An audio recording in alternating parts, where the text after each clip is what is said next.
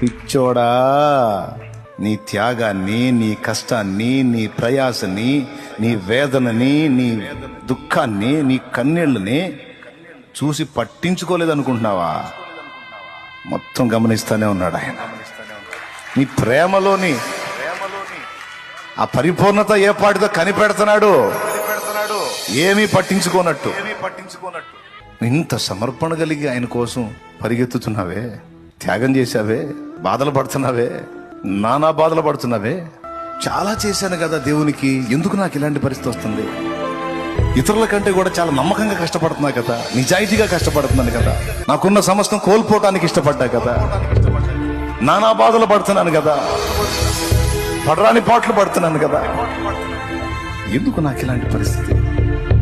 గమనిస్తున్నాడు ఏమాత్రం. ఇంకా అసలు నీ ప్రేమలోని పరిపూర్ణత ఎంతో కనిపెడుతున్నాడు సైలెంట్గా.